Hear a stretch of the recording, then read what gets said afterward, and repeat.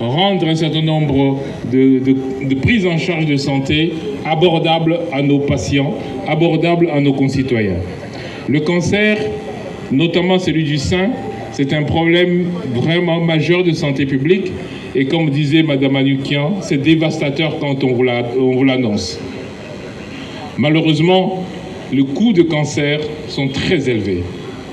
Alors le chef de l'État, son Excellence Félix Antoine Tshisekedi Tshilombo, a pris l'option, quand la firme Roche, que je remercie au passage, nous a abordé au début des années 2020, en 2020, il a pris la décision que nous puissions, en tant qu'État, contribuer à la solution qu'il faut donner à ce problème de cancer. C'est ainsi que nous avons commencé à co-acheter les médicaments pour nos patients. Et si Madame Manoukian avait eu envie de vous donner un peu plus de détails, elle vous aurait dit que malheureusement, son parcours a commencé avec des soins très chers, et c'était en Turquie. C'est seulement en revenant en RDC qu'elle a pu accéder à des soins de qualité, mais sans se ruiner financièrement, ce qui est la définition de la couverture santé universelle. Et donc, oui, c'est vrai que nous sommes ici en tant que membres du gouvernement, et donc notre problème, c'est de donner la solution. Et c'est pour cela que je suis très heureux d'être accompagné de la Première ministre chef du gouvernement qui a palpé le besoin en soins de cancer, et notamment les besoins pour les prestataires, que ce soit les médecins, les infirmières, pour que ces prestataires travaillent dans des conditions qui permettent que les soins soient de qualité. Quant à nous, les soins de cancer passent par 3 étapes importantes. La première, c'est vraiment la sensibilisation. Comme aujourd'hui, cette marche permet que le monde entier, que le Congo entier apprenne que le gouvernement est sensibilisé, et il veut aussi sensibiliser la population au dépistage, à la surveillance et au diagnostic du cancer. Après la sensibilisation, ce qu'il faut aussi, c'est trouver les moyens de prise en charge. Et ces moyens de prise en charge, c'est en dotant le pays des structures de soins capables de répondre aux problèmes de cancer. Nous avons commencé, mais nous devons aller plus loin. Nous avons vu des défis très spécifiques, par exemple en visitant l'hôpital de Ngaliema, mais nous avons aussi déjà anticipé sur un certain nombre de structures de soins. Et je vous annonce ici qu'avec l'Agence de l'énergie atomique, l'Agence internationale de l'énergie atomique, nous sommes en train de lancer la construction d'un centre de prise en charge de cancer. Mais nous avons d'autres initiatives qui sont en cours et que nous allons expliquer au moment opportun.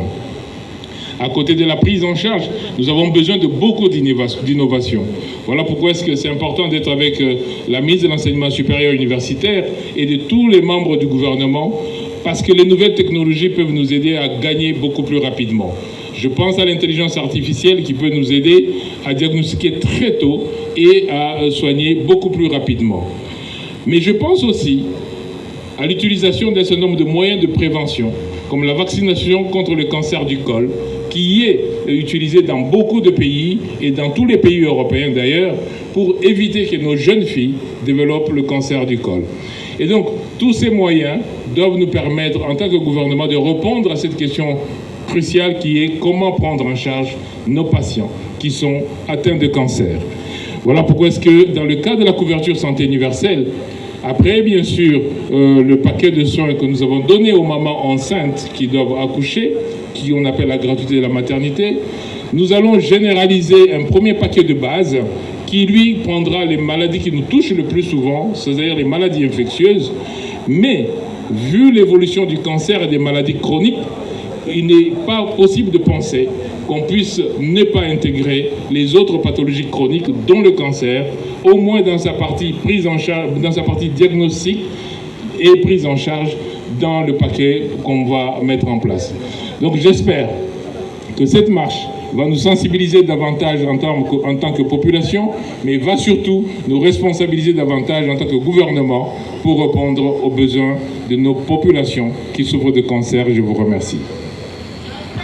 Le ministre de la Santé, Hygiène et Prévoyance sociale, Madame la ministre de l'Enseignement supérieur et universitaire, Mesdames et Messieurs, distingués invités, c'est avec une profonde émotion et un sentiment d'espoir que je me tiens devant vous aujourd'hui, au terme de cette marche symbolique pour la lutte contre le cancer du sein. Ensemble, nous avons parcouru ce chemin, non seulement pour témoigner de notre solidarité envers celles et ceux qui sont touchés par cette maladie, mais aussi pour affirmer notre engagement collectif en faveur de la santé des femmes congolaises. En effet, comme l'a indiqué Monsieur le ministre de la Santé, cet engagement vient de cette vision qu'a eue le chef de l'État en parlant de la nécessité d'avoir une couverture santé universelle pour la population congolaise. Et cet engagement a démarré non seulement pour la gratuité de l'enseignement, mais comme vient de vous le dire Monsieur le ministre de la Santé, cet engagement a démarré aussi pour voir dans quelle mesure on peut commencer à prendre en charge le cancer du sein, et cela a démarré avec la prise en charge gratuite du médicament. Cette prise en charge gratuite des médicaments pour traiter du cancer du sein doit évidemment être assurée sur l'étendue du territoire congolais. Cela a commencé. À Kinshasa déjà, nous avons au moins 3 structures qui prennent en charge. C'est au niveau de la clinique Ngaliema, la clinique universitaire et le centre Nganda qui peuvent donner une prise en charge gratuite pour le traitement, et il y a aussi tout ce qui devra être fait pour le dépistage. Et donc, en ce mois d'octobre qui est consacré à la sensibilisation au cancer du sein, nous célébrons le concept d'Octobre Rose. Ce mouvement international nous rappelle l'importance cruciale du dépistage précoce et de la prévention. Chaque femme mérite d'être informée, soutenue et protégée face à un futur fléau. Mais pas seulement les femmes, les hommes aussi. Nous venons de la clinique Ngaliema où sur 63 patients qui sont pris en charge, il y a 4 hommes. Et oui, les hommes aussi peuvent être victimes du cancer du sein.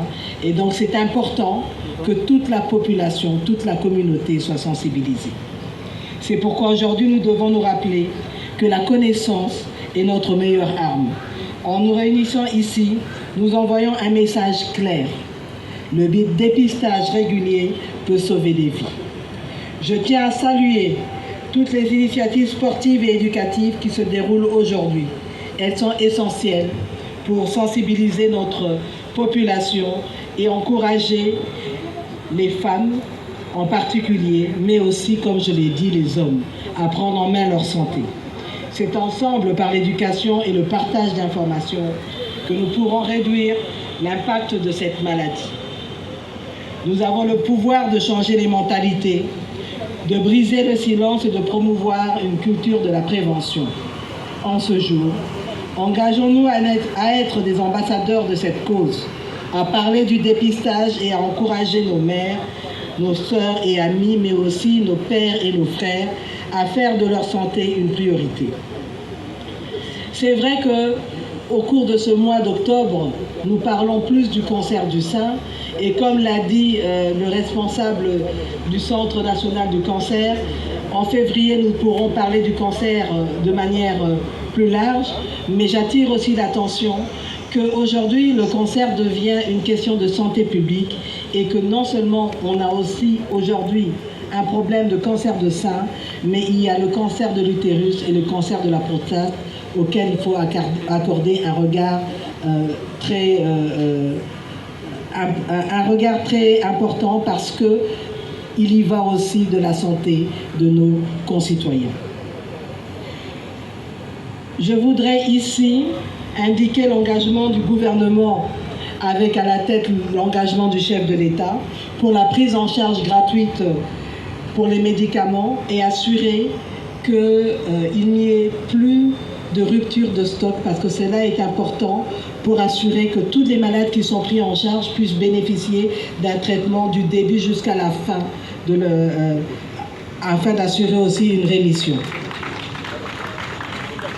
L'autre étape importante sera aussi la gratuité du dépistage. Et je pense qu'avec le ministre de la Santé, nous ferons le nécessaire pour en assurer bientôt, cette étape-là, parce que c'est un élément important si nous voulons éradiquer cette maladie un jour au niveau de notre pays, mais aussi au niveau du monde. C'est pour ça qu'il est important que tout le monde se mette ensemble pour combattre cette maladie. Je vous remercie donc tous pour votre présence et votre engagement. Ensemble, continuons à lutter contre le cancer du sein pour aujourd'hui, mais les autres pour la suite, et pour un avenir où chaque femme, chaque homme pourra vivre en pleine santé et avec dignité. Merci beaucoup. Et merci d'avoir été là, d'avoir marché avec nous sous ce soleil plombant, mais vous avez tenu parce que vous êtes là pour une noble cause. Merci beaucoup.